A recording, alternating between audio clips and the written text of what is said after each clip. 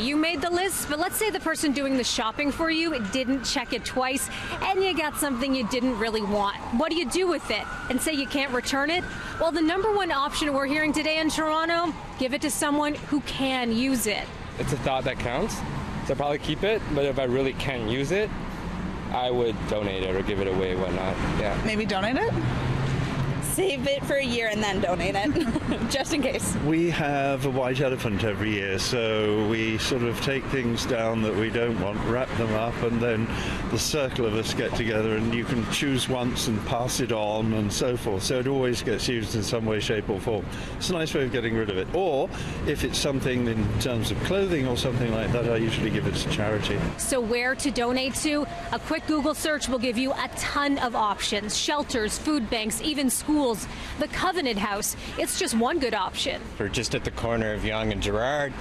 We have upwards of 300 young people who come through the doors every day.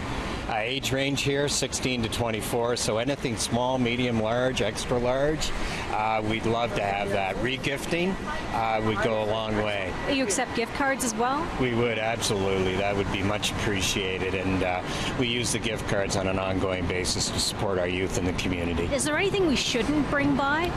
Used clothing, not so good. I think, out of respect for the young people that we serve, we want to give them new, so we'd appreciate that. The Yonge Street Mission, it's another option. They're always looking for things, including socks. It's winter essentials. Our community members can definitely use them.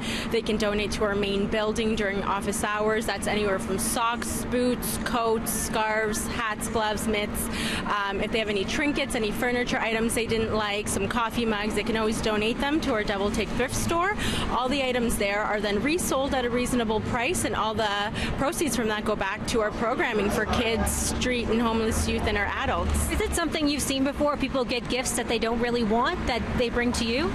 All the time. I get gifts sometimes that I don't necessarily need, and it's not only gifts that people don't want, it's gifts they don't need. And I love that you mentioned socks, because so many people get those for Christmas. Maybe it's not the color they're looking for. Yes, and socks are needed all the time, especially for people living out on the streets. It gets cold, it gets wet, and they're not socks they can reuse, so it's definitely an item that goes a long way, so it's a gift that gives back. A few more tips to make sure that your unwanted gifts end up getting to the people who could really use them. Visit charity websites. A lot of them, they have wish lists. They outline the items that they could really use. And a lot of them only want new items only. Some fine print too. If you're dropping off your donations, they'll only accept them on certain days and during certain hours. Melissa Duggan, City News, Toronto.